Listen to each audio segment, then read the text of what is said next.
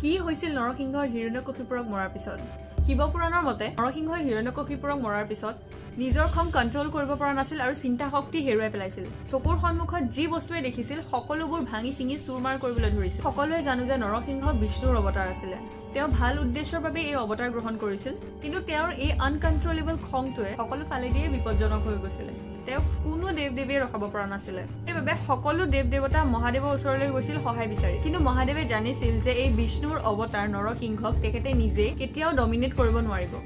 সেইবাবে মহাদেৱে অত্যন্ত খং আৰু অত্যন্ত শক্তি ব্যৱহাৰ কৰি নিজৰ এটা অৱতাৰ সৃষ্টি কৰিলে যাৰ নাম হৈছে সৰব বা শৰব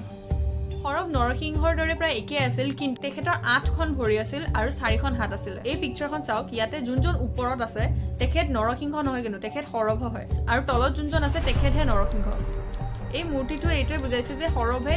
নৰসিংহক ডমিনেট কৰিব পাৰিছে কিছুমানে কৈছে নৰসিংহক বধ কৰা হৈছিল সৰবৰ দ্বাৰা আৰু কিছুমানে কৈছে যে নৰসিংহক হৰুৱা হৈছিল কিন্তু ৰব কাহিনী খতম হোৱা নাই এই যে সৰবে নৰসিংহক হৰুৱালে বা বধ কৰিলে তাৰ পিছৰ কাহিনী জানেনে একে অৱস্থা নৰসিংহৰ নিচিনাকে সৰবেও নিজৰ খং কন্ট্ৰোল কৰিব নোৱাৰা হ'ল সৰবেও নিজৰ সন্মুখত যিয়ে দেখিছিল সকলোবোৰ ভাঙি চিঙি চুৰমাৰ কৰিবলৈ ল'লে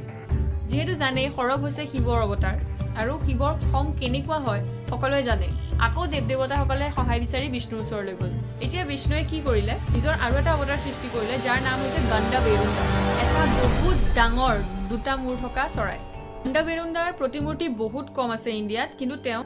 এইখন পিকচাৰত আপোনালোকে তেওঁক ধৰিব পাৰিব এতিয়া গণ্ডাবেৰুণ্ডা আৰু সৰবৰ মাজত বহুত দীঘলীয়া যুদ্ধ হ'ব এই যুদ্ধত না গণ্ডাবেৰুণ্ডা হাৰি আছে না সৰব হাৰি আছে আকৌ উপায়হীন হৈ দেৱতাসকল ব্ৰহ্মাৰ ওচৰলৈ গ'ল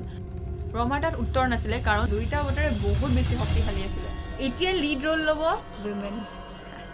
দেৱী প্ৰত্যংগিৰা তেখেতৰো মুখখন সিংহৰ নিচিনা আছিলে আৰু তেওঁক দেৱী চন্দ্ৰিকাৰ অংশ বুলি কোৱা যায় দেৱী প্ৰত্যংগিৰাই ক'লে যে তোমালোকে নিজৰ অহংকাৰ নিজৰ খং কমাই পেলাই বিখনৰ বাবে সৃষ্টিশীল কথা চিন্তা কৰা আৰু দুইগৰাকী অৱতাৰে দেৱী প্ৰত্যংগিৰালৈ ৰেছপেক্ট জনাই নিজৰ যুদ্ধ সামৰি পেলাই শান্ত হৈছিল আৰু এয়াই আছিল আজিৰ story thank you so much for watching my videos